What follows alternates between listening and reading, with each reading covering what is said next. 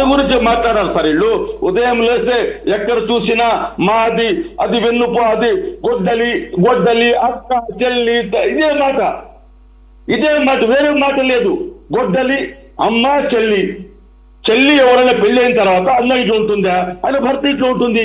జగన్మోహన్ చెల్లి ఎందుకు తరిమేశాడు? అదే మాట ఎక్కడ చూసినా చంద్రబాబు నాయుడు గాని ఈయన గాని అవే మాటలు. ఎప్పుడో ఏదో విజయ్ గారు విజయ్ గారు సార్ ఆడబిల్ సార్ మీరేదో కౌంట్ చెప్పండి సార్. మీరు అడిగిన ఒక్క నిమిషం మౌనిద్ర గారు మీరు కంటిన్యూ చేద్దరు కానీ ఒక్క నిమిషం విజయ్ ప్లీజ్. మీరు అడిగిన క్వశ్చన్ ఆంధ్రప్రదేశ్కి రాజధాని ఏది, అమరావతి లేకపోతే హైదరాబాద్ అని అడిగారు. అడిగితే ఆయన తిరుపతి వెళ్ళాలంటే మనం హైదరాబాద్ వెళ్ళి ట్రైన్ ఎక్కి, బస్సు ఎక్కి, రిక్షా ఎక్కి అనేటువంటి విధంగా చెప్తా ఉన్నాడు. అడిగిన క్వశ్చన్కి ఆన్సర్ చెప్పడం అంటే మహిళలకి 30% మాటని చెప్పడానికి, అంగీకరించడానికి ఇష్టపడనటువంటి, అది ఓర్చుకోలేనటువంటి దుగ్ధతో, సిగ్గు శరం లేకుండా, కొంచెం కూడా జ్ఞానం లేకుండా, ఏం మాట్లాడుతున్నామో కూడా అర్థం కాకుండా, మీదకు వయసు వస్తే సరిపోదు, ఏం మాట్లాడుతున్నామో అర్థం చేసుకోవాలా. లోకేష్ గారు వెన్నుపోటు ఏంటి, ఏం మాట్లాడుతా ఉన్నారు? ఆ రోజు మా పార్టీ అంతర్గతంగా జరిగినటువంటి ఒక సంక్షోభాన్ని నిర్మూలించుకొని పార్టీని అత్యంత విజయవంతంగా నడిపిస్తున్నటువంటి ఆ తర్వాత అరే ఆగవాను మాట్లాడుతూ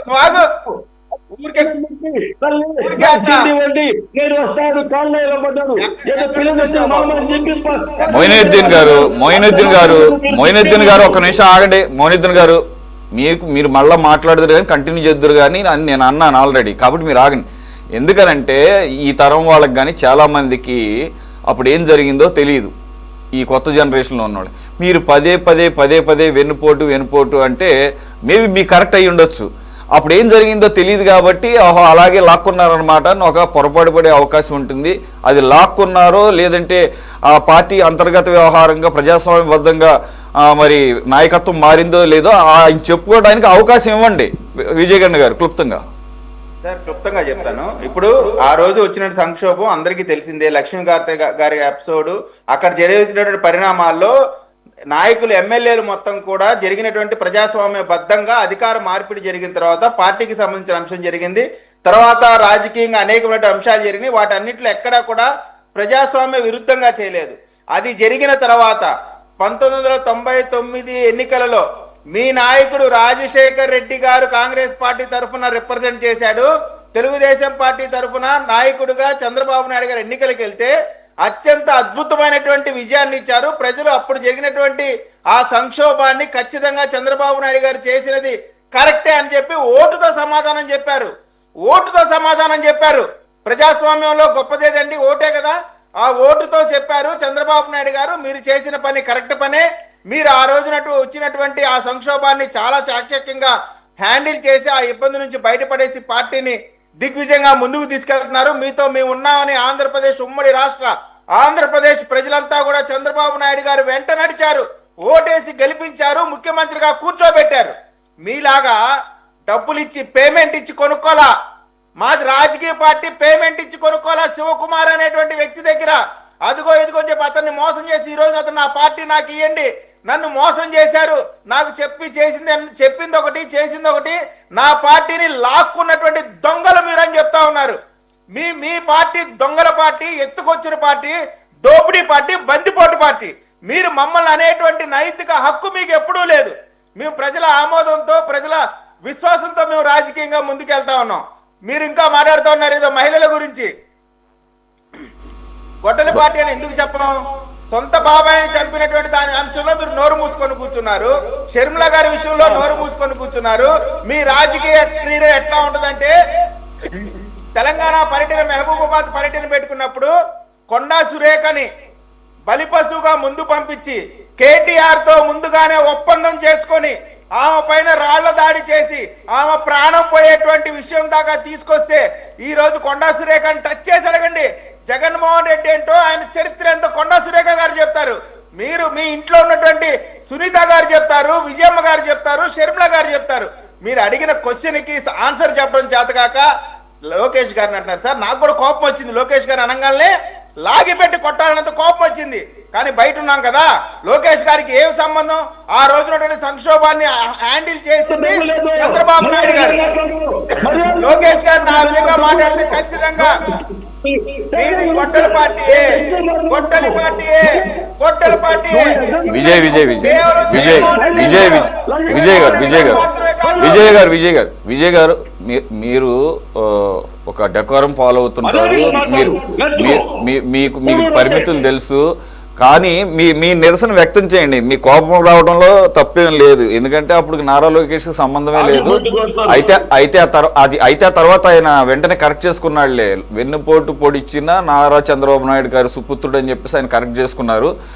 మీరు కాబట్టి ఏంటంటే మీరు ఏమన్నా కోపతాపాలుంటే కొంత వాటిని సంయమనంగా మాట్లాడుకోవాలి. కానీ సార్ ఇంత డిస్కషన్ జరిగితే నేను ఎక్స్పెక్ట్ చేయాల.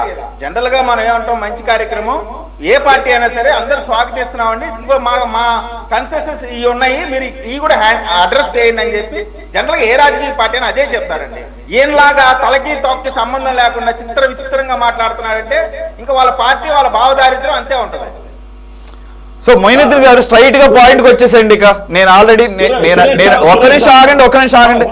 ఒక్క నిమిషం మొయినుద్దీన్ గారు డైవర్ట్ అవ్వకూడదు మరి ఇటువంటి సబ్జెక్టులో కూడా. ఎందుకు అట్లాగూ ఆగండి, కొద్దిగా సంయమనంగా ఉండండి. ఒక్క నిమిషం, నేను ఒకటి అడిగాను, మీరు స్ట్రైట్ గా సమాధానం చెప్పండి. మీరు స్వాగతిస్తున్నా అన్నారు కదా, మీ పార్టీలో కూడా దీని మీద ఏమైనా డిస్కషన్ పెడతారా? మీ పార్టీలో కూడా ఈ రకంగా ఎలక్షన్స్లో మహిళలకి 33% ఇస్తాము అని చెప్పేసి అఫీషియల్గా చెప్పే అవకాశం ఏమైనా ఉందా? ఆ దిశగా ఏమైనా ఆలోచన చేస్తారా?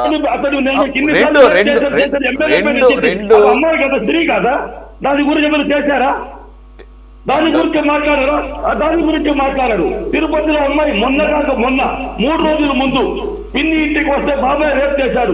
ఆ అమ్మాయి కాదా? మత్తుమలు చనిపోయింది అమ్మాయి కాదా? ఇది స్త్రీల గురించి మాట్లాడితే నేను స్త్రీల గురించి మాట్లాడినా సార్, నేను వేరే విధంగా మాట్లాడాను.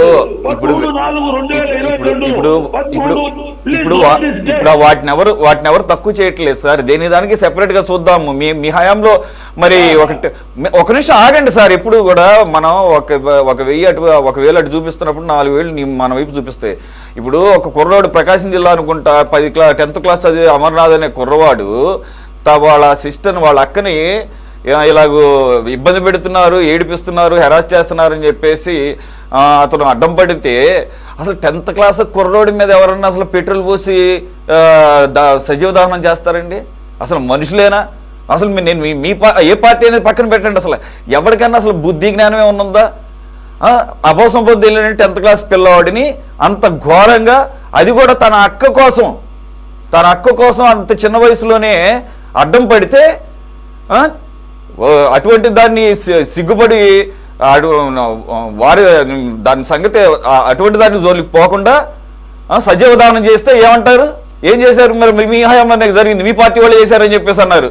దాన్ని పట్టుకొని బీసీ కుర్రాడు అని చెప్పేసి వెళ్తే జోగి రమేష్ అంటాడు బీసీకి సంబంధం ఏంటి ఇక్కడ అని అంటే, మరి ఈ మహానుభావుని అరెస్ట్ చేస్తేనేమో బీసీలు కావాలా నీకు? ఏది నువ్వు పెద్ద స్వాతంత్ర సమర యోధుడివి, నిన్ను అరెస్ట్ చేస్తేనేమో నీకు బీసీలందరూ కూడా దాని అంటే సపోర్ట్గా రావాలా, అండగా రావాలా? ఒక పిల్లోడిని బీసీ కుర్రోడిని ఒక అతన్ని వాళ్ళ చంపారని చెప్పేసి ఆ కుల నాయకులు బీసీ పెద్దలు వస్తేనేమో బీసీ ఎక్కడి నుంచి వచ్చింది ఇక్కడ, మీరు ఆ సమస్యకి బీసీకి దాని సంబంధం ఏంటని అంటాడా? ఏంటండి ఇది? మరి చెప్పాలనుకుంటే మేము ఇవన్నీ కాదు సార్, ఇవన్నీ కాదు. సొంత బాబాయ్ వివేకానంద రెడ్డి గారి హత్యకి సంబంధించి చెల్లెలు సునీతమ్మ వచ్చి నాకు అన్నయ్య న్యాయం చేయవయ్యా, నువ్వు సీఎం సీట్ లో కూర్చున్నావయ్యా అని చెప్పేసి అంటే ఏ న్యాయం చేశాడు? చెల్లెలతో మాకు సంబంధం లేదు. ఆమె చంద్రబాబు పెట్టుకున్న జోకర్, అది ఆ జోకర్తో మాకు సంబంధం లేదు. ఏం మాట్లాడుతున్నారు? ఈ భాషే ఆడవాళ్ళని కూడా చూడకుండా ఇటు ఈ భాష మురుసపల్లి షర్మిల ఆమె షర్మిల శర్మ జగన్మోహన్ రెడ్డి గారు సేమ్ సంబంధము ఆమె ఆర్థిక లావాదేవీ బాగుంది సార్ బాగుంది సార్ మీరు ఇలాగే వెళ్ళండి మీరు ఇలాగే వెళ్ళండి సార్ అదే షర్మిల మీరు ఇలాగే వెళ్ళండి అంత పెద్ద అన్న మీద బాధ ఉంటే తాతను నాయను అన్నను అనే మాటలు ఈ జనసేన వాళ్ళు టీడీపీ వాళ్ళు అంటుంటే ఏ రోజు నోరెత్తి ఖండించిందా ఆమె ఎటువంటి ఇదే వారసురాలవుతుంది వైఎస్ రాజశేఖర రెడ్డి గారికి ఏ విధంగా వారసురాలవుతుంది 13/4/2020 ఆఖరి నన్ను కూడా డైవర్ట్ చేశారు.